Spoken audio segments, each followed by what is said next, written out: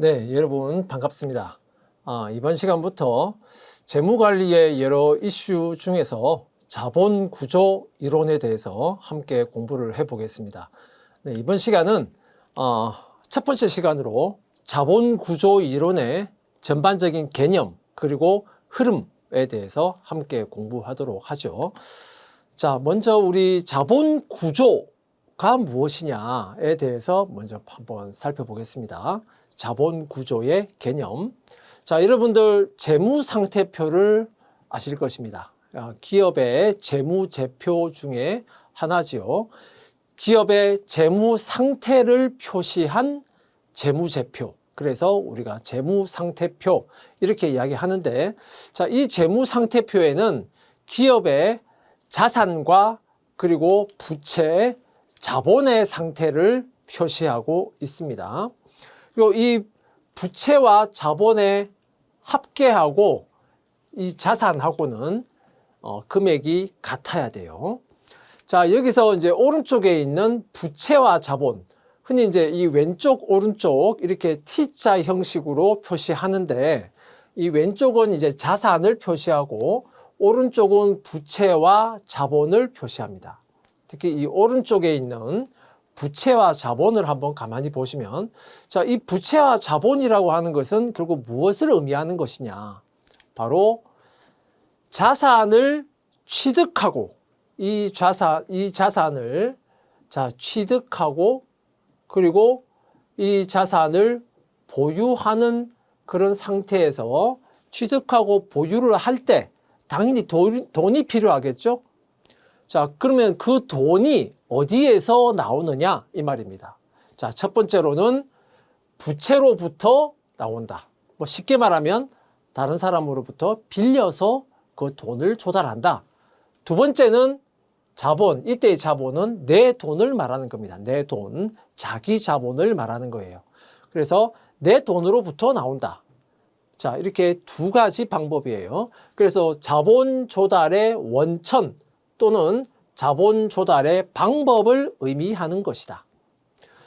자, 이때 이 자산의 가치, 이 자산의 가치는 우리가 무엇이라고 말하느냐? 바로 그 기업의 가치다. 이렇게 말하는 겁니다. 결국 자산의 가치, 즉 기업의 가치라고 하는 것은 뭐하고 뭐를 합친 거하고 같다? 바로 부채의 가치하고 자기 자본의 가치를 합산한 것과 같다 이 말입니다. 같다 이 말입니다. 자, 이걸 우리가 일단 여러분 잘 알아두시고요. 그 다음에 한 가지 말씀드릴 것은, 흔히 이제 우리가 말하는 재무상태라고 하는 것은, 재무상태표라고 하는 것은 그 장부상의 가치, 회계에서 말하는 그 장부상의 금액으로 표시가 된 거예요. 재무상태표라고 하는 것은 장부상의 금액으로 표시가 된 것인데, 우리 이 재무관리에서 말하는 이 자산의 가치, 부채 가치, 자본의 가치라고 하는 것은 다 시장 가치를 말하는 겁니다. 단순히 장부상의 금액을 말하는 게 아니라 시장 가치를 의미하는 거예요. 자, 그것은 이제 조금 차이가 있다 하는 것은 여러분들 같이 알아두시기 바라겠습니다. 자, 그러면 다시 한번 보죠. 자, 재무상태표가 있습니다. 자, 오른쪽에 부채가 있고 자본이 있는데, 이 부채와 자본은 바로 자본 조달의 원천 또는 자본 조달의 방법 이렇게 이야기했어요. 뭐 예를 들면 부채로는 200원을 조달하고 자기 자본으로는 300원을 조달했다. 그러면 총 500원 조달한 거죠. 그러면 자산의 가치는 얼마겠습니까? 500원이겠죠. 자, 500원일 것입니다. 이 자산의 가치 500원이 바로 무엇이다? 그 기업의 가치가 되는 것이다. 자, 그러면 이 부채를 한번 가만히 봅시다. 이 부채라고 하는 것은 뭐 쉽게 말하면 가장 대표적인 부채는 차입금이 있죠. 빌려오는 거, 뭐 예를 들면 은행으로부터 대출을 받는 거 생각하시면 되겠습니다. 자, 이 부채는 결국 타인 자본입니다. 타인 자본. 자, 타인 자본은 뭐냐? 조달한 자본은 자본인데 이것은 내 돈이 아니라는 의미예요. 내 돈이 아니기 때문에 결국은 일정한 기간이 지나면 상환을 해줘야 될 의무가 존재합니다. 자, 그래서 우리가 타인 자본 이렇게 말합니다. 타인 자본. 우리 재무관리에서는 이 타인 자본을 우리가 부채 또는 타인 자본을 보통 약자로 그냥 B로 표시를 합니다. B. 자, 타인 자본입니다. 여기서 말하는 자본이라고 하는 것은 제가 아까도 잠깐 이야기했지만 이것은 자기 자본을 말하는 거예요. 자기 자본. 한마디로 내 돈이다 이 말입니다. 원래 내 돈이었다. 그래서 원래 내 돈이기 때문에 이 돈은 자기 자본은 상환할 필요가 없습니다. 내 돈이기 때문에. 자기 자본은 보통 이렇게 S로 표시합니다. 자, B와 S.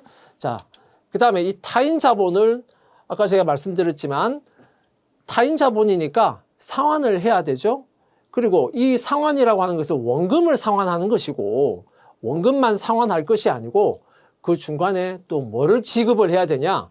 타인 자본을 조달해 준 대가로 내가 줘야 되는 게 있어요. 그게 바로 뭐냐? 이자다 이 말입니다. 이자. 이자를 지급해야 되죠. 자, 이자라고 하는 것은 타인 자본 조달의 대가로 지불하는 것이다. 자, 이자를 지불해야 됩니다. 타인 자본에 대해서는. 자, 그리고 이 타인 자본, 이 이자가 바로 이제 타인 자본 비용이라고 하는 겁니다. 그래서 타인 자본 조달의 대가로 지불하는 비용 이 말입니다. 그래서 타인 자본 비용 이렇게 말하는데 자, 이 타인 자본 비용이라고 하면 이자 금액을 말하는 게 아니에요. 이자 금액이 아니고 이자율, 즉 퍼센트, 이자율을 의미하는 겁니다. 단순히 이자 금액을 말하는 게 아니라 이자율, 퍼센트를 말하는 것이다. 자, 우리 이 재무관리 자본구조 이론에서는 보통 이 타인 자본 비용을 이렇게 KD로 표시합니다. KD로 약자로 표시합니다. 자, 그 다음에 자기 자본에 대해서는 자기 자본은 뭐 쉽게 말하면 주식회사의 경우에 주식을 발행해서 조달하는 자본을 말하는 거죠. 그러면 그 주주, 그 주식을 보유하고 있는 주주에 대해서 배당을 지불합니다. 자, 이 배당이라고 하는 것은 이것은 기업의 성과를 배분해 주는 겁니다. 성과를 배분해 주는 것이고요. 두 번째는 자, 결국은 이 성과를 배분하는 것이지만 결국 이건 뭐냐? 이것도 역시 자기 자본 조달의 대가가 되는 것이다. 자기 자본 조달의 대가가 되는 것이다. 이겁니다. 자, 이 배당도 역시 자기 자본 조달의 대가다. 자, 성과의 배분 후의 형식으로 지불하지만 자기 자본 조달의 대가다 이 말입니다. 그래서 이것도 역시 자기 자본 조달의 대가로 지불하는 거기 때문에 자기 자본 비용 이렇게 말합니다. 자기 자본 비용. 자, 이 자기 자본 비용은 약자로는 보통 이렇게 KE로 표시합니다. KE. 보통 이제 E는 이제 지분이라는 의미의 이퀴티를 자, 의미하는 것이고요. D는 보통 이제 부채라는 의미의 debt을 이제 의미하는 것입니다. 자, 이렇게 약자로 표시합니다. 잘 알아두시고요.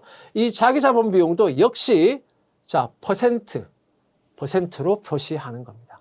그래서 이 타인 자본 비용, 자기 자본 비용이라고 하는 것은 금액을 말하는 게 아니라 보통 이제 퍼센트를 말하는 겁니다.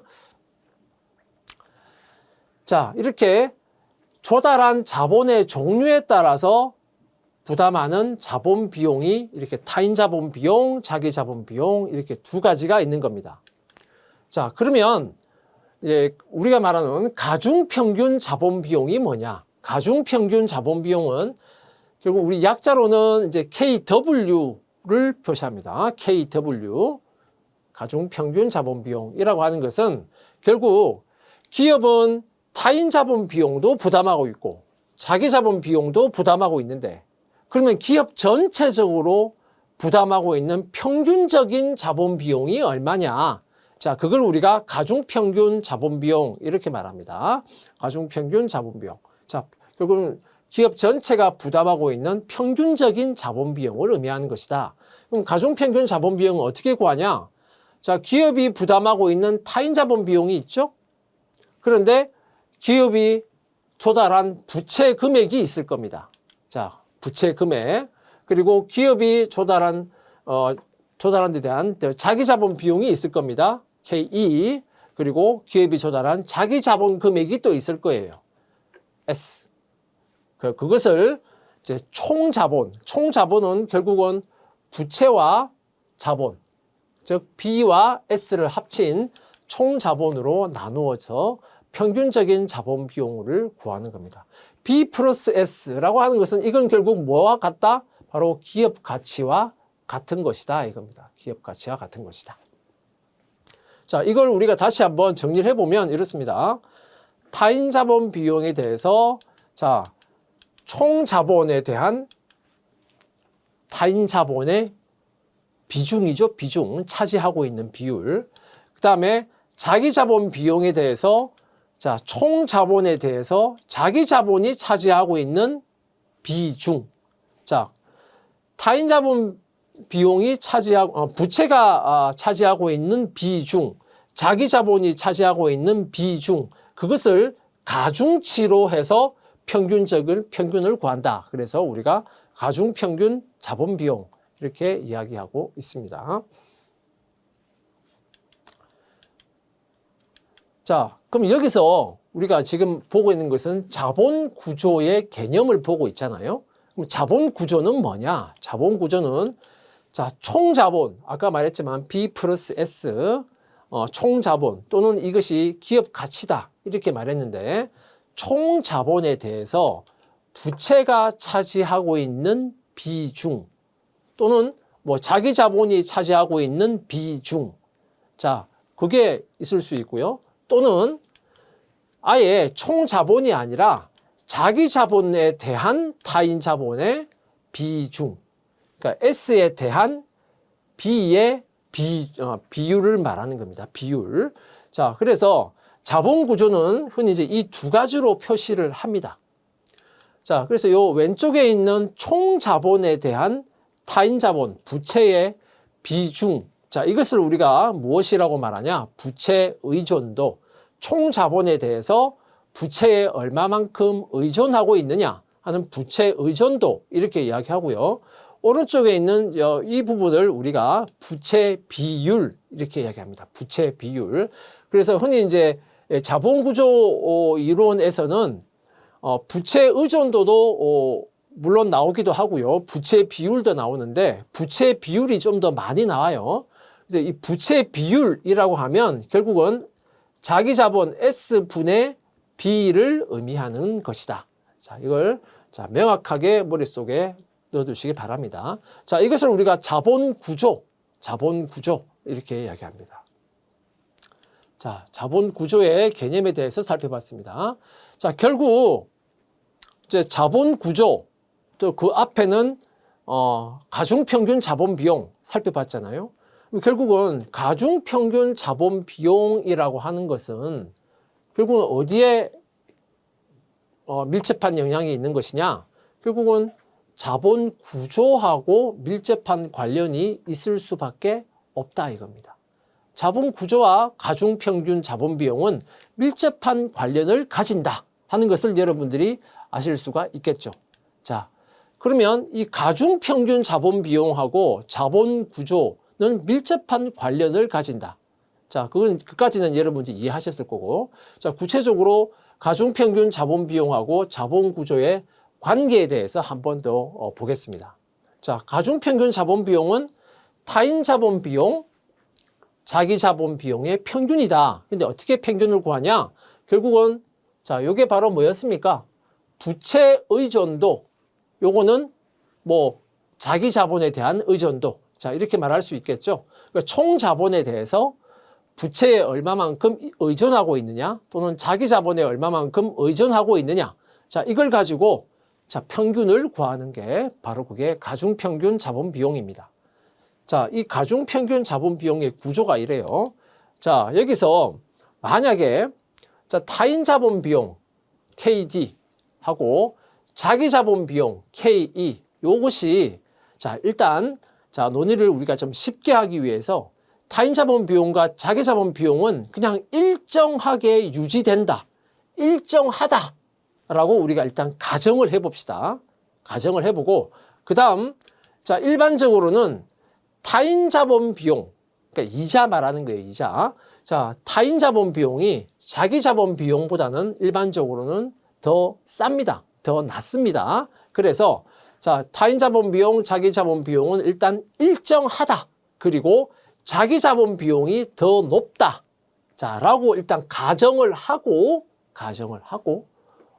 그렇게 한번 보겠습니다. 가정을 하고, 만약에 부채 비율 또는 부채 의존도, 즉 부채 사용이 증가한다. 그러니까 부채를 더 많이 사용한다. 자, 그럴 때 어떤 현상이 벌어지겠느냐? 자, 부채를 이제 많이 사용한다. 그러면은 가중평균 자본 비용은 어떤 영향을 미칠까? 자, 요거는 지금 일정해요. 일정하고, 자, 요것도 일정합니다. 자, 둘 다 일정한데 부채 사용을 많이 하면 이게 커지잖아요. 그리고 요거는 상대적으로 작아지겠죠. 그런데 뭐가 더 크다고요? 자기 자본 비용이 더 크다고요. 자, 그러면 어떤 현상이 벌어지냐? 큰 것의 비중은 작아지고 작은 것의 비중이 커지잖아요. 그죠? 작은 것의 비중은 더 커지고 큰 값의 비중은 더 작아져요. 그러면 평균은 어떻게 될까? 자, 평균은 작아지겠죠. 그래서 가중평균 자본 비용은 하락하게 됩니다. 하락하게 돼요. 가중평균 자본 비용은 하락하는 현상을 보인다. 자, 이해하셨죠? 자, 그러면 가중평균 자본 비용은 그렇다. 그 다음에 우리가 이제 볼 것은, 그러면 가중평균 자본 비용하고 기업 가치하고의 관계는 어떻게 될까? 한번 봅시다.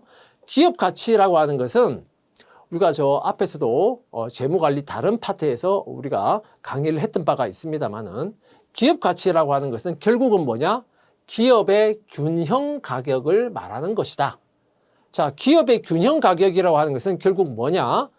기업의 미래 순영업 현금 흐름의 현재 가치를 우리가 기업 가치라고 부른다. 즉, 기업의 균형 가격이라고 부른다. 미래 순영업 현금 흐름의 현재 가치입니다. 자, 그런데 우리가 논의를 좀 쉽게 하기 위해서 미래 순영업 현금 흐름은 매기 일정한 현금 흐름이 나온다 이거예요. 그리고 그 현금 흐름은 계속해서 유지가 된다 라고 한다면 결국 현금 흐름의 특징이 뭐냐?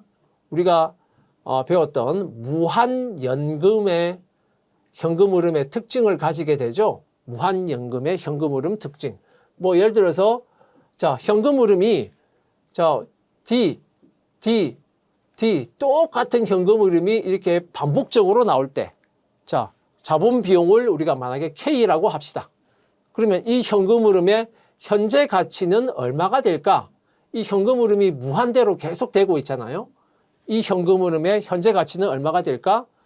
D 나누기 자본 비용 K. 자, 요렇게 현재 가치를 구하잖아요. 자, 이러한 무한연금의 현재 가치. 자, 이해하시면, 자, 기업 가치를 바로 구할 수 있을 겁니다. 기업 가치는 순영업 현금 흐름을 자, 할인율로 할인하면 되는데, 이 할인율이 뭐냐? 그 기업이 부담하고 있는 자본 비용, 평균적인 자본 비용, 즉 가중 평균 자본 비용이 그 할인율이 된다 이 말입니다. 자, 이런 상황에서 자, 부채, 우리가 아까 앞에서 봤던 부채를 많이 사용하면 할수록 가중평균 자본 비용이 어떻게 된다고요? 작아진다, 하락한다. 그러면 가중평균 자본 비용 자체가 이게 자꾸 작아지면 결국은 기업 가치는 어떻게 되겠어요? 커지겠죠. 자, 그래서 결국 기업 가치는 상승하게 되는 결과를 가진다. 자, 이렇게 나오는 겁니다. 자, 기업이 부채를 많이 사용하면 가중평균 자본 비용이 낮아지고 반대로 기업 가치는 올라가네? 그러면 그런 결과에 따르면 어떻습니까? 부채 많이 사용하면 기업 가치는 계속 올라간다는 이야기 아닙니까? 그러면 뭐 극단적으로 아예 부채를 100% 사용한다. 자기 자본 전혀 없이 부채를 100% 사용한다. 그러면 기업 가치가 엄청나게 커지겠네요. 극대화 되겠네요. 자, 그런 결론에 이르게 되죠. 자, 선뜻 잘 이해는 안 되죠. 자, 어쨌든 지금 현 상황에서는 그런 결론에 이른다 이겁니다. 자, 그런데 이런 결론이 나오는 이유가 뭐냐? 가만히 한번 생각해 봐요. 왜 이런 결론이 나왔지? 라고 생각해 보면, 자, 부채를 많이 사용하면 기업 가치가 계속 상승한다. 왜 이런 결론이 나왔을까? 자, 왜 이런 결론이 나왔냐? 자, 우리 앞에서 처음 시작할 때 무엇을 가정했느냐 한번 생각해 보세요.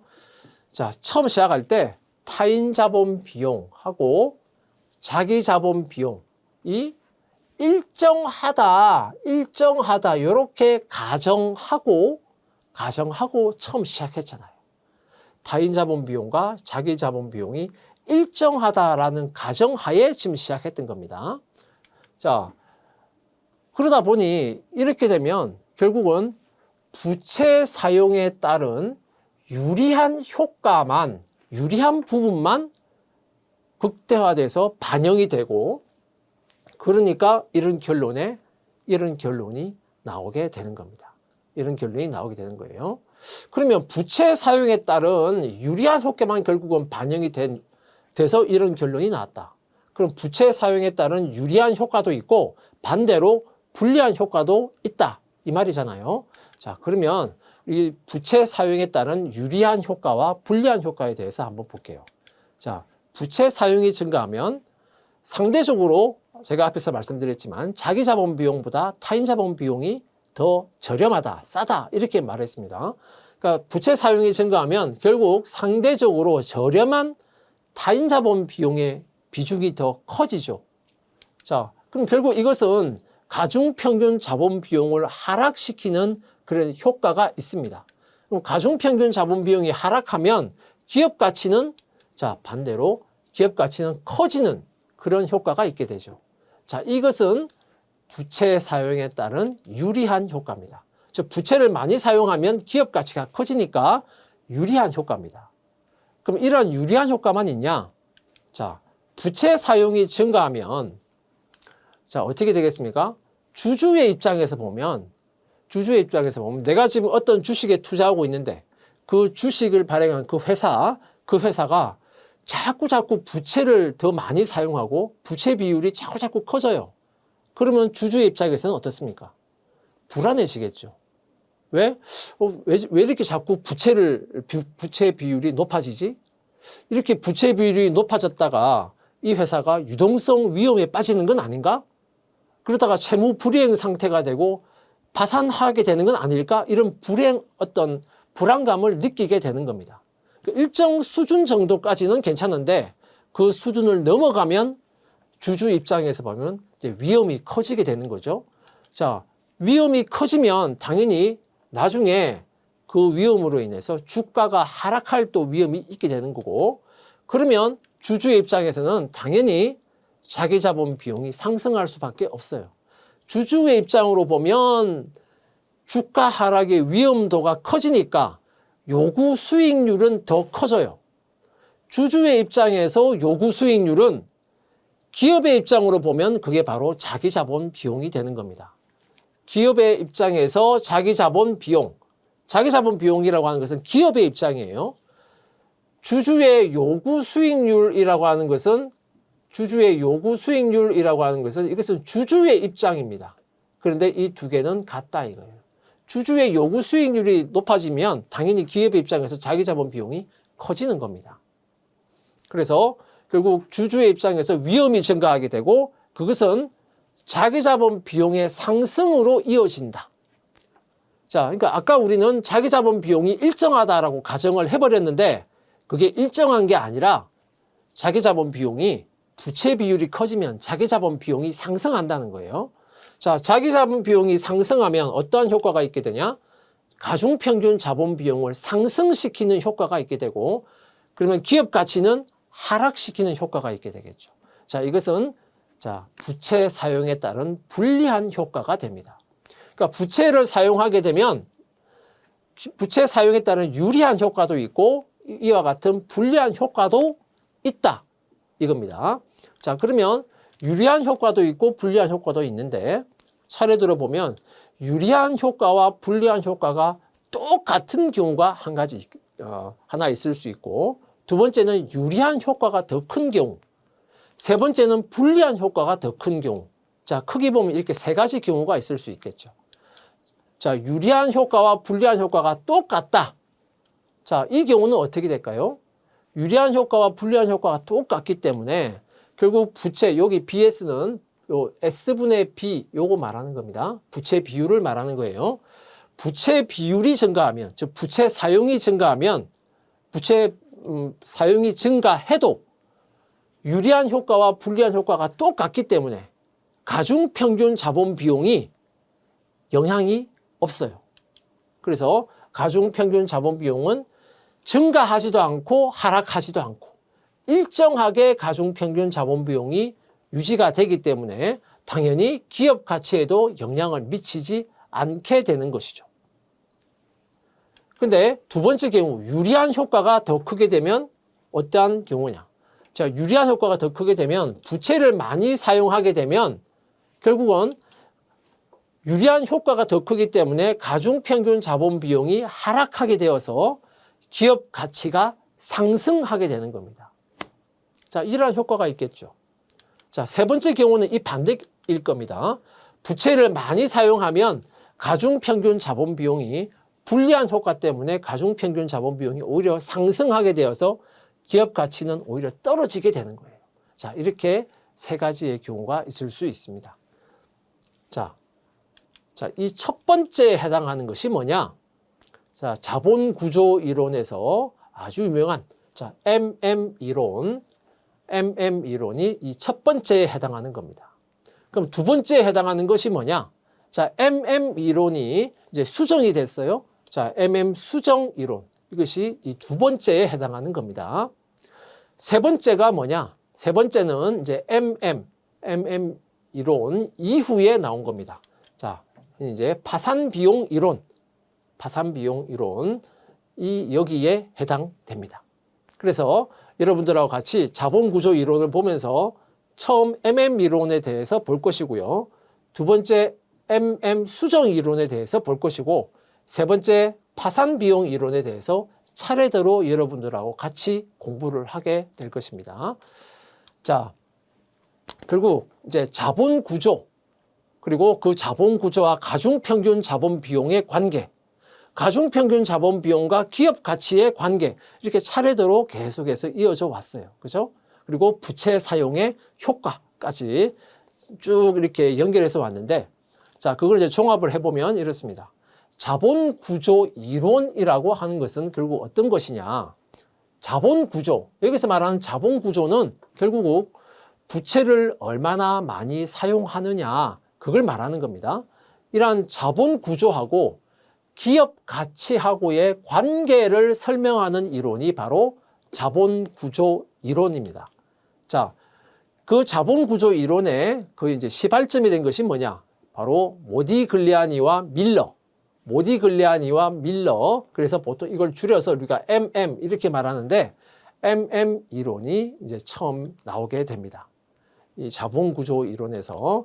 자, 1958년도에 자, 완전 자본 시장을 가정하고 연구 분석을 해봤더니 자본 구조하고 기업 가치하고는 관련이 없더라. 그래서 자본 구조 무관련 이론을 발표하게 됩니다. 이게 MM 이론이에요.